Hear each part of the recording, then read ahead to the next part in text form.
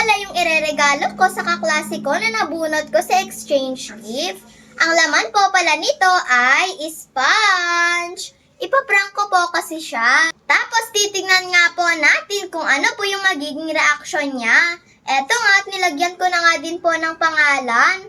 Para nga po mas realistic. Abangan nga po natin mga kalabs kung ano po yung magiging reaksyon niya, kung magagalit, matatawa o malulungkot po siya. Bali nakapagbihis na nga din po pala ako at pupunta na nga din po ako sa school.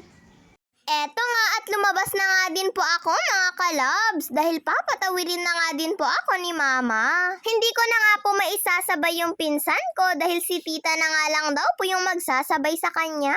Sabi ko nga po kay mama ay kahit hindi niya na nga po ako ihatid dahil kaya ko naman na pong maglakad mag-isa papunta ng school. Eto nga at nagpapa-shoutout pa nga po sa akin si lolo ko. Oh, shoutout po sa'yo, lolo. Hindi nga po kaagad nakapunta si mama sa school namin dahil busy nga daw po kasi siya sa pagluluto ng palabok. Bago pa nga po dumating si mama sa school ay madami na nga din po kaming mga laro na nagawa na. At pagdating nga po niya ay eto na nga po yung nadatnan niya na nilalaro namin. Hindi niya na nga po ako na-i-video pero nanalo nga po ako dyan. At pagkatapos po pala ng larong yan mga kalabs, ay sumunod naman nga po itong trip to Jerusalem na nilaro namin. Hindi nga po ako nagtagal dyan mga kalabs dahil ako nga po yung pangalawang na out. Ang bibilis po kasi ng mga kasama ko Pero okay lang naman po. Eto po palang si Yani at si Zaza yung huling naglaban para sa laro. At si Yani nga po pala yung nanalo rito.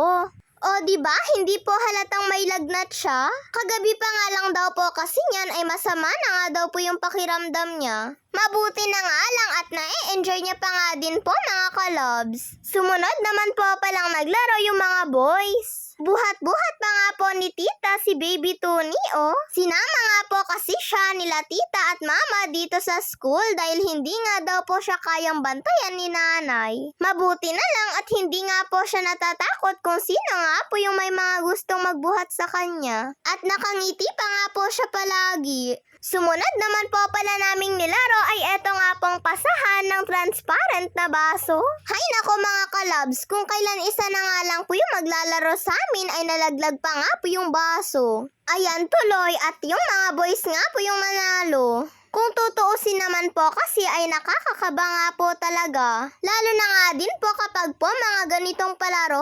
Pagkatapos po pala naming maglaro, sabi nga po nila ay kakain na nga lang daw po muna kami. At syempre, nagpray nga lang po muna kami bago po kami kumain. At si Tita Sara na nga po pala yung nag-lead ng prayer. Pagkain na nasa aming harapan, kayo po ang magbalik ng siksik-liklig at umaapaw sa mga magulang na nag-provide, sa mga magulang na nagbigay, naghandang mag-abot ng kanilang kamay para sa kasiyahan ng mga batang ito. Pagpalain niyo po, Panginoon, ang buhay ni Ma'am Nelia, Father God, at kayo po, Panginoon, ang magbigay sa kanya ng patuloy na kalakasan at patuloy, Father God, na mahabang pasensya para sa mga batang ito. Dalangin po namin na ma-enjoy, Father God, ng mga batang ito, ang the rest, Father God, ng activity namin. At sa inyo po namin binabalik ang lahat ng bagay na ito sa pangalan ng Kristo Jesus. Amen. At pagkatapos po pala naming nagdasal mga kalobs, eto at pumunta na nga din po kami sa harapan para nga po kumuha ng mga pagkain. At medyo madami nga din po pala eto pong mga handa. At pagkakuha ko po pala ng ulam ko mga kalobs, eto nga at umupo na nga din po ako dito. Nagbaon na rin po pala kami ng kanya-kanya naming kanin. Para nga daw po hindi daw po kami maubusan. Dahil yung mga ulam na nga lang daw po yung dadalhin ng mga parents. Ulam naman po kasi talaga yung hiniling po namin na kakainin po namin sa Christmas party namin. Kaya meron pa nga po kami ditong adobong manok. At may nagdala nga din po ng malagkit, bihon at agar-agar. At syempre may spaghetti nga din po kami. Iilang parents nga lang din po pala yung nagpunta dito sa room namin. Yung iba po kasing parents ng mga kaklase ko ay sa mga room na nga lang po sila ng mga kapatid nila nagpunta. Eto po palang si Jemima yung re-regaluhan ko. Sana nga lang po ay hindi nga po siya malungkot. Kinuhaan ko na nga din po pala si mama ng spaghetti niya dahil buhat-buhat niya nga po si Baby Tony. Kasabayan na nga din po kasi namin yung mga parents sa pagkain. Sobrang dami naman po nitong pagkain. At pagkatapos po pala namin kumain mga kalabs, eto nga at naglaro nga po ulit kami. At dahil kakatapos nga lang po namin kumain, ay eto na nga lang po munang nilaro namin, ay pasahan ng gamit. At kung kanino nga po nag-stop yung sound at siya nga po yung huling nakahawak nung gamit, ay siya na nga po yung out. Nako mga kalabs, sayang nga po at hindi nga po ulit ako nanalo dito. Sobrang kinabahan pa nga po ako ng husto sa laro na to. Si Yani at si Jose naman po yung pinakahuling naglaro ulit. Nako mga kalabs, at si Yani na naman nga po ulit yung nanalo sa larong ito. Tignan niyo naman at sobrang nag-e-enjoy pa nga din po siya kahit masama yung pakiramdam niya, oh. At pagkatapos po pala ng larong yon ay eto naman nga pong hep-hep hore yung nilaro namin. Boys nga po pala muna yung naunang naglaro. At eto po palang si John Vic yung nanalo rito. At pagkatapos po palang maglaro ng boys ay syempre kami naman pong mga girls yung sumunod. Medyo nalilito nga din po ako sa larong ito dahil hindi ko nga po alam kung ano po yung isasagot ko, kung hep-hep o hooray.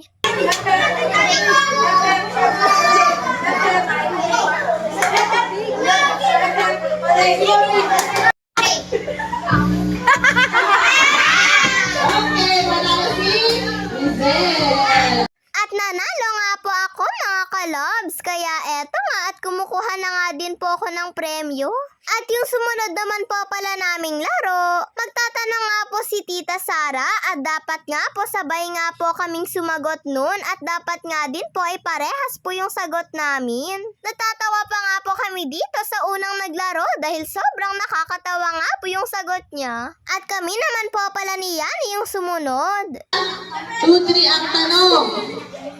Magbigay ng brand ng sapatos. 1, 2, 3, go! Para sila manalo ng 1 million. Next! Magkakilala nga sila. Natuwa nga po ako dahil parehas nga po kami ng sagot. Tignan nyo naman at kahit hindi naman na po kami naglalaro, ay sumasabay pa nga din po kami sa laro nila. Nag-enjoy nga po kasi kami sa ganitong laro. At yung sinunod naman po pala naming nilaro mga kalobs ay Group Yourself. At sayang nga lang po mga kalobs, sa larong ito ay hindi nga po ako nanalo. Nung una nga ay nakakakuha pa nga po kami ng kasama. Kaso lang mga kalobs, nung Group Yourself into 3 na nga po ay natalo na nga po kami. Wala na po kasi kaming nahilang kasama At yung nanalo po pala sa larong ito ay si Kenneth at si Mika. At eto naman po palang paunahan sa pagpulot ng candy yung sumunod nga po naming nilaro. Bali pangalawang beses na po pala namin ito nilaro mga kalobs. Tagal na AA.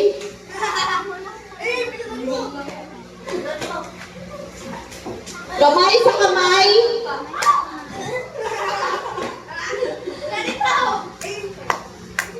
Kamay sa ulo, kamay sa paa, kamay sa ulo, sa bewang, kamay sa balikat, sa paa, sa ulo, taas ng kamay, excited. Taas ang kamay, taas yung paa. Taas yung ulo. Tingin sa likod. Tapos!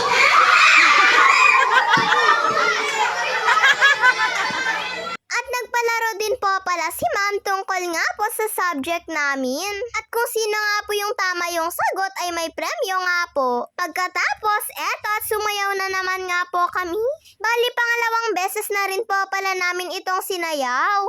Tignan niyo naman po si Yani at todong-todo pa nga po yung pagsasayaw niya. Sabi po kasi nila ay energy, kaya ayan, nasobrahan po tuloy siya. Pasensya na nga po kayo kung hindi ko nga po maipaparinig sa inyo eto pong tugtog sa sayaw namin. Alam nyo na mga kalobs, mahirap nga pong magkaroon ng violation. Christmas song po pala etong sinasayaw namin. At pagkatapos po pala naming sumayaw ay eto nga po at mamimigay nga daw po si ma'am ng mga regalo para sa amin. Ako nga po pala mga kalabs yung unang kumuha ng regalo. Tumbler po pala yung binigay sa amin ni ma'am at may kasama pa nga po itong keychain. Color pink po pala yung tumbler naming mga girls at green naman nga po sa mga lalaki. Sakto nga lang po mga kalabs dahil wala nga po akong lalagyan ng tubig. Kaya eto na nga lang po siguro yung gagamitin ko pagbalik namin dito sa school. At meron pa nga po itong tag-isa-isa naming candy at mga biskwit. Sa totoo lang ay marami nga po akong natanggap na puro candy. Pero syempre hindi ko naman po yun kakainin ng isang araw lang. Mahirap na baka po kasi ay sumakit ang ngipin natin. Eto nga at nag-abot nga din po si ma'am ng tumbler sa kanila mama. At binigyan nga din po niya yung mga ibang parents. At dahil may regalo nga po sa amin si ma'am, syempre kami rin po may regalo kay ma'am.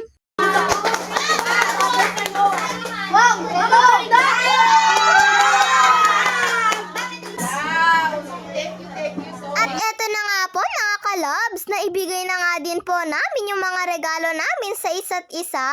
At bubuksan na nga din po ni Jemima yung sa kanya. Wow! Ugas ka na! Ugas ka na! Dali na magugas sa bahay! Magugas na ng pinggan mamaya. Bagay! Bagay! Ay, hugasan mo! Hugasan mo! Nag-prank lang pala yun daw. Hindi ko nga po alam kung nalungkot po siya bandang huli. Kaya eto nga po at inabot ko na nga din po yung totoo ko pong regalo para sa kanya. At pagkatapos po pala ng Christmas party namin mga kalabs. At dahil cleaners nga po pala kami, eto nga at naglilinis na nga din po kami ng room namin. Hindi po kasi pwedeng iwanan namin itong loob ng room ng makalat. Para nga po pagbalik namin sa January ay maayos na nga po itong tignan. Yung iba po pala naming kasama na hindi cleaners ay nauna na nga din po sila. At pagkatapos po pala naming naglinis, eto nga at papauwi na nga din po kami. Tignan nyo naman at napakadami ko nga pong bit-bit mga kalabs. Sabi nga po sa akin ni mama ay siya na nga daw po ang magbibit-bit nito. Pero sagot ko nga po ay ako na nga lang po. Sa totoo lang mga kalabs ay sobrang nag-enjoy nga po ako sa Christmas party namin. At lalo na nga din po sa mga naging palaro namin. Kasabayan na nga din po pala namin dyan yung tita ko sa pag-uwi. Maraming salamat po sa iyo, ma'am. At sa lahat nga din po ng mga parents. Lalong-lalo na nga din po sa mga nagluto ng pagkain namin. At sa lahat po ng mga nagbigay. Yun lang po mga kalobs. God bless to all po sa inyo. Bye-bye po.